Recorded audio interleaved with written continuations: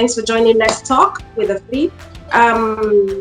Well, we'll just start with you trying to introduce yourself to those that don't know who you are. Most times you're behind cameras. Not everybody, but you are there. Definitely there. For those that know what makes up a movie. So can you just tell us about yourself, a brief introduction for those that don't really know you? Okay, my name is Charles Uwagbai. I'm a filmmaker. By filmmaker, I mean a producer, director, content creator, basically. So I produce and direct most of the time, even though sometimes I'm involved in other parts of filmmaking, but most of the time I'm either producing or directing. Oh, directing. Oh, awesome. Yeah. Nice. What's your childhood like? How has it been? Has it got any effect on what you're doing now? What's it like growing up? When I was young, my parents used to laugh at me. So my siblings, they still call me. They used to call me questionnaire, and I asked a lot of questions. But I was really very creative with my hands. I could fold all those paper boats, make paper boats, make houses, make stuff. So I knew there was something about the arts that I wanted. But somehow I was really good with the sciences in school. Right. Maybe it's the influence from your parents when they start. You know how Nigerian moms like, you're a doctor, you're an engineer, you're a lawyer. So somehow I found myself in engineering. I studied electrical engineering. You outsmarted me on that. I was going to ask you that question. You did engineering. How come you ended up being a producer and a director? Wow. Let's hear that, please. How? Okay, so I think I discovered that what I really love to do was in entertainment. Okay. Because while I was studying engineering, I would find myself doing animations and graphic design and getting involved with sound and making motion things, pictures and stuff. So I started studying animation while I was in school. Okay. When I graduated from school, I decided to get a job while I was waiting for my youth service. And then I got a job with a record company then, PRECIOUS.A. They signed Asha, Mode 9, all those artists then, Obams and co. So I worked with them for about a year before my youth service. And it was then I really discovered that, I think this is what I want to do. So after service... Where did you study? What university? In Nigeria, University of Ado-Ekiti. Ado-Ekiti, okay. Yeah. So after then, I'd already started doing like trainings and online courses on editing, video editing, animation, 3D animation and stuff like that. So after school and after this job, I figured that okay, I want to do film. So I started studying film. Fast forward to 2010, I felt I was ready. So I shot my first film. I produced and directed the film. With a friend, then Frederick at Tigogo, yeah. And then after that film, it took another 2 years. I made another one, and then the movie. Sorry to call you. What was the title of the movie? It's called The Prince. Oh right. It starred Ufoma McDermott. Jennifer McDermott. Yeah. The late Sam Loco was there. Alex Osifo. So many other people. Yeah. So after that film, my love just grew, and I said, okay, I'm going to do more films. So in 2013, I shot another one, and that one went far. That one's called The Black Silhouette. I had, but before all of these times, I was working either as an editor on one film project or an AD on another project, on just stuff like that. Right. So after those two movies, I just went on and on and on and on and on to today. That's good. It's a good spirit. It's because I think that actually, I wouldn't want to sound funny, but I think we Africans, Nigerians, we tend to study one thing, and at the end of the day, we end up with another thing. So to be frank. I really don't know how that works and what causes that really. I really want to go into that right now, but I'm just concerned about you because I want everyone to know more about you. So I will leave that topic for another day. I'll probably come pick you out again and say, okay, why is it that African parents are studying one thing and doing another?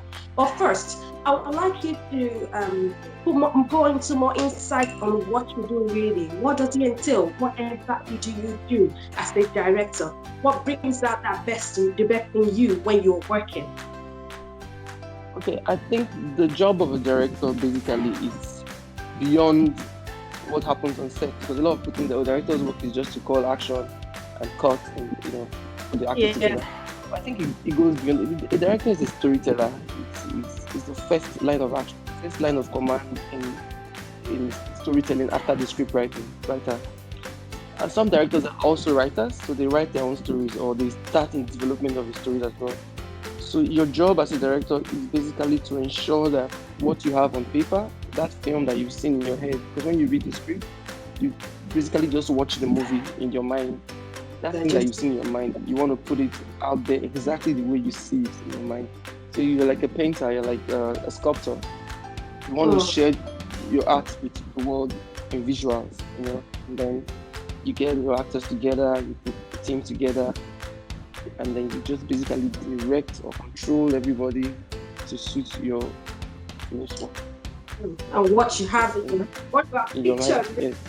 Yes, I've actually been opportune to be in the industry to act, and they stop you their own time. For some reason, sometimes I'll be like, what has this thing now? Why is it changing? Why is it calling me this way? Exactly, so, because you are going away from that thing that he's saying. So he wants it to be exactly the way he's saying it in his head. You like it. Awesome. So even when he's wrong, even when you think he's wrong, and he's not getting what he wants, it's about what he wants now. Yeah. And sometimes even when the script says otherwise, he thinks otherwise, and he just wants to go that direction. Because at the end of the day, they say, "Oh, a film by or a Charles Uwagbai, it's a director's film, so he's the artist first of all." Oh, that's nice. That's good. All right, now that brings us to your ongoing projects or what you're working on. What's your latest job out there, so that they would know and people can go out and like, okay, we've seen the interview with Mr. Charles. Now let's see what he's done. What's your latest job out there, and what are you cooking right now? Right now, I'm working on a project called The Blood of Enogie. I'm passionate about cultural films, like epic movies. Yeah. So I've done, my first movie was also an epic film. Then I did another one called Esohe. Esohe is also very epic. Esohe is a language film, it's a Benin language film. So like 70 or 80% of the film was in Benin language. Isn't it? You're from Benin? Yes, I'm from Benin, yeah. Okay. And then this one I'm doing now is a series. Oh, you're from Benin? Hey, what's that, man? But yeah. Oh, you're sick. So and then this one that I'm working on now. So this is a series. It's basically it's gonna run for a year on Iroko TV and maybe in other platforms. I don't know yet. But basically, we're shooting for Iroko TV. It tells the story of an Enogie and his family, basically. And the village. It's very intriguing, very suspenseful. I don't want to spoil it for anybody, but I can beat my chest and say it's a good story. Everyone that has read the script has, applauded it. The actors, my friends, families, even just random people that share the story. Who are the main artists in this movie? Okay, we have Choma Akota, Kaz Chidebere, we have Etino Saide Angela Iguavon, Ujams, and many other people. I try to use a lot of indigenous people on this project because I want the titled man. You equally man. I had like 3 chiefs in the set, like real chiefs, people that were real chiefs in the palace on the set, and I want to promote my people. I want to promote the young people out there. Yeah, so I said let's do something that they can also be a part of. As much as we need to show the older actors, we need to bring new people as well. If you notice on my Instagram, I've been trying to do like monologue challenges, and it's although it's fun, but I'm actually picking out people from there. Even on the movie, like, there were people that I met online audition, and I gave them major roles like Lydia John, um, one of the male actors, Justin Ben. I met him online on an audition as well. Like maybe 3 or 4 people from there that had like serious major roles. They all picked from like monologues and stuff that I sing, but they actually did deliver. Right. Okay. So, yeah. Awesome.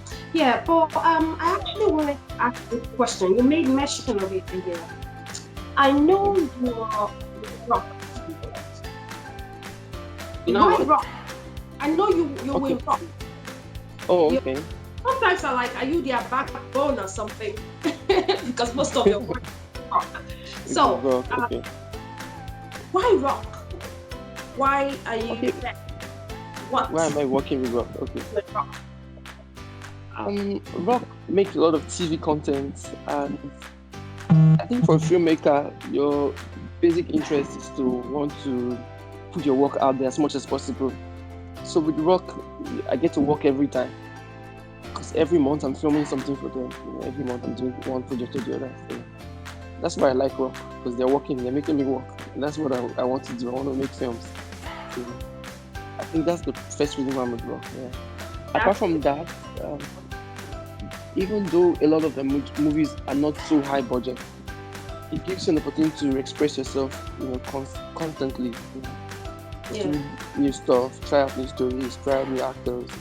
It's just a way to keep working, and also the money. Well, do they pay well?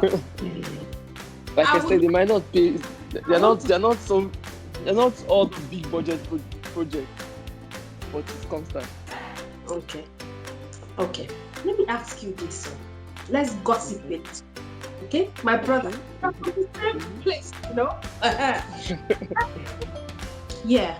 With Rock Studios, there's actually there's actually a gossip and a rumor. I don't know what to say. I heard it recently. I heard it was it last night or something? That they're selling out. How true is that? I don't know about the details of the management, to be honest. I don't know about Right. it. I know they have some partnership with Canal Plus Okay. that's going on now, but I don't know if they're selling out or whatever. But I do know they're in partnership with Canal Plus. At the Yeah. minute. At the moment, yeah. Don't worry, I won't dig in further. I just had them like, okay, yeah, let me really ask this question about Rock.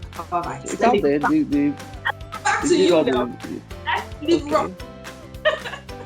Let's leave Rock aside. Okay, now about you. What would you say is your greatest achievement so far in your career with all you've done so far? What is that thing you've done that really tops it all for you? Okay, before now, I think my greatest work would have been Sohe. And why I say Sohe is that with Sohe, I went on a tour with a movie to the US, and even a few places around the world as well. The movie may not have caught it for everybody, because when I did the film, I did it particularly for the Edo audience out there in diaspora. They were the ones I had in mind when I was writing that project. I was like, what can I do that? I've seen a lot of Yoruba films, we speak Yoruba from beginning to the end. I've seen a lot of Igbo films, and at that time I haven't seen any Benin film that they were really speaking the language. Like people were being true to that. Because you and I are speaking English now. I'm sure when you're talking to your sister, you probably speak Benin. When you're talking to your friend, you speak in Pidgin English. Not really. Funny enough. Not really. You can't speak Benin. So.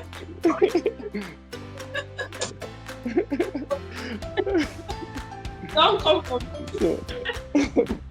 So anyways, okay. so that was what I was looking at. Like, what kind of project will I do that people will be true to their character, true to how they live in real life, And so I decided to do the film, the film has some people speaking Benin, some people speaking English, some people speaking Pidgin English, and it has people from everywhere. There's a white lady, there's the guy who lives in the US, there's Benin chiefs, they're in the village.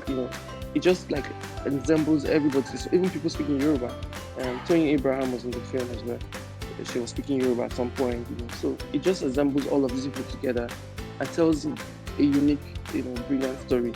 So when I took it out, I realized that even people that were not from, they're not from Nigeria, were interested in the film because it was kind of different from what every other person had seen.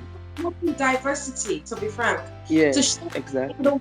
Having different culture, different languages, all coming together to do one thing. Yeah.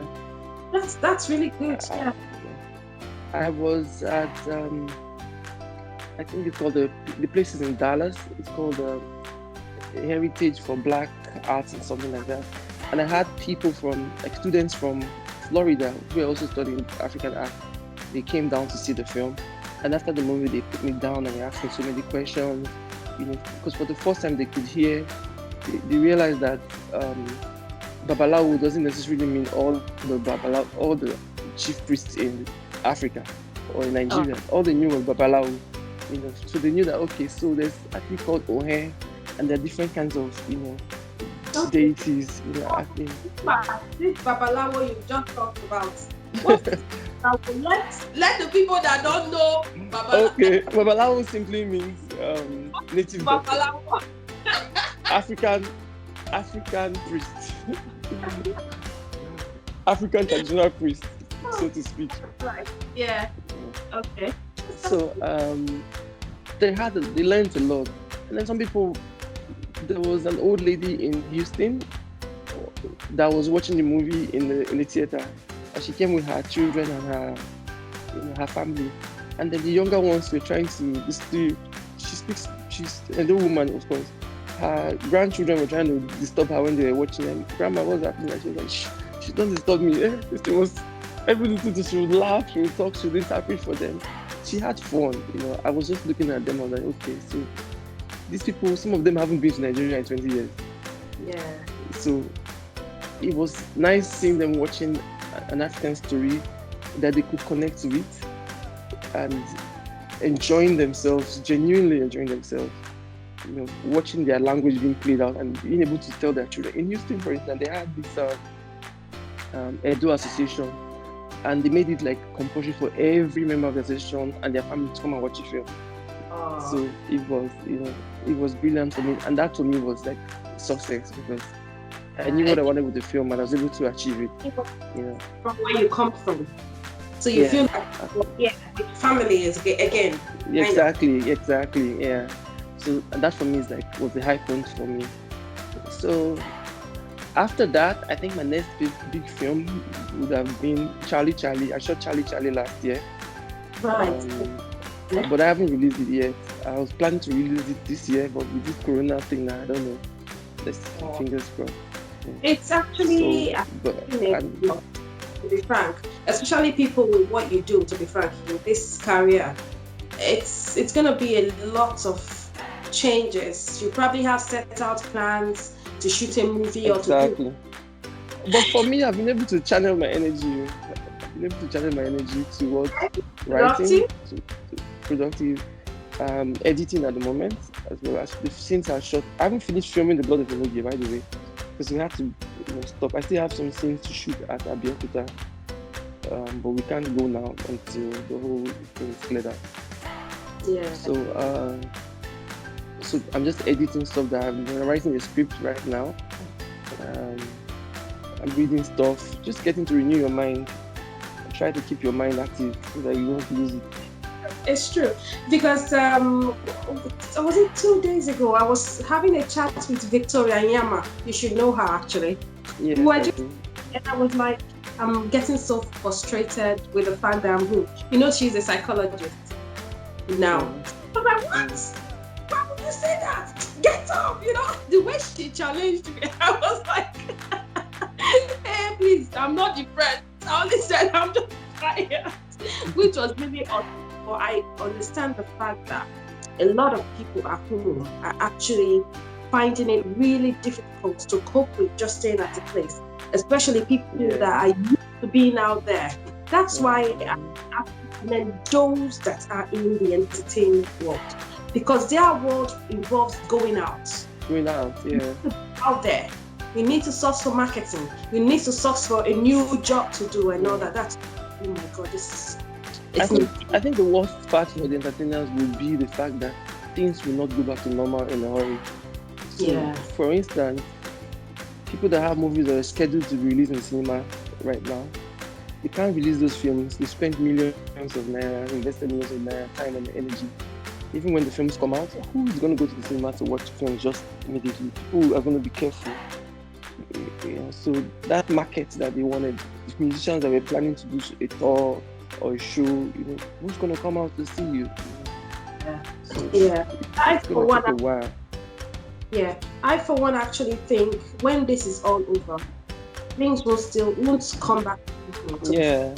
Everything is going to change. I don't think I will still see myself just running into anybody's hands and then hugging them or giving them the exactly. Because I'm still going to be wearing like, okay, we just came out. We're still going to linger for a while. Yeah. No, that's fine. We thank God we are still alive. Exactly. Not in the hospital. We keep our prayers for those that are in hospital and facing it right now. All right, that brings us to your we spoke about your greatest achievements. Right now, I would like to know if you've got any regrets so far being a movie director and a producer. Have you got any regrets, maybe from people you work with, or you feel you've not gotten to the level you want to, or something? Any regrets so far in any area? No, I think I'm living my best life, because I spoke to my mom about it sometime last month. We were talking and she was like, you should have been working in an oil company now. You should have, maybe right now you'd be one of the top engineers, just like you planned when you were younger. I'm like, Mom, oil prices have crashed. Gary is now more expensive than oil. So maybe I would have been retrenched, maybe I would have been home. You don't know. But the fact that I can wake up every day, I'm happy to do what I'm doing. I think that's fulfillment, and I don't have any regrets. I would, if I have the choice to make this decision again, I would choose this life again. Nice. That's good to hear. That's really, really good to hear. Another thing is this. Okay, with you being a director, I know we have some in Nigeria, in the world in general. What's your relationship like with other directors? Is there any rivalry really in this business of directing and producing? Do you really have like a competition, not just rivalry, competition? The first person to get this job, or the first person to bring out the latest hit movie and all that. A competition. And how do you relate with the rest of them? I have a lot of director friends.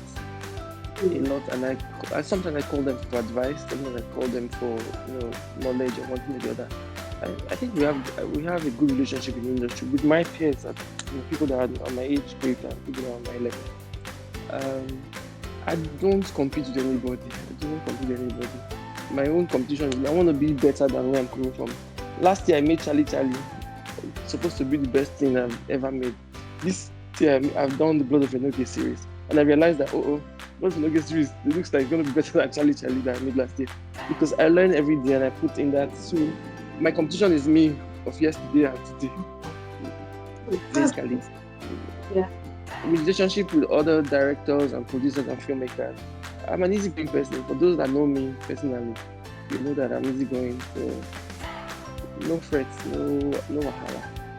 All right. Being the fact that you're having a good relationship with them, you call them for advice or you talk with them and all that. Is your role model per se, if you have one, it's a director or from a different career entirely? Someone you look up to, this person has attained this standard in this thing. I think I would like to live my life up to a certain level that actually matches up. Do you have that? My role models, basically they're not filmmakers. They're people that I look at in film and say, oh, I want to do what they're doing. They're not African filmmakers. They're directors that I study their work, daily, read their books, try to see the things that they've done. But in terms of life goals, my role model would be my dad and my eldest sister. The way they've lived their life and the way they're living their life right now. So they are people that I look and I want to aspire to do. Oh, that's good. That's good to know. Yeah. Okay, let's take you away from your comfort zone now. Let's talk about what you do for fun, your hobbies. Aside producing, directing, and shouting on us when we are on set. Hey. I don't even shout. I don't even work with me, I don't shout. I'm one director that is I'm always quiet on set. Just recently, always quiet on set. Just recently, I learned how to crack jokes and be more fun. But most times, I'm always just quiet on set. Okay. I just say what I want to say, and I watch you do it. And so I've had issues with some actors that prove to be very stubborn. Like, oh, director, this is how I think we should do it. And once I say what I want to say, I will keep quiet and watch you do it the way I want you to do it when you're ready for us to do it. So we'll be there looking at ourselves. What is now then? And shouting I don't think shouting solves anything. I've seen directors that shout, scream, even yell, slap actors, but I don't think it. I don't want to say anything. Let's not go there, exactly. I actually started from Super Story, but I've met a couple of directors that at times, when you hear that, what are you doing? I swear that the line just comes off your head immediately because you don't even know what's wrong.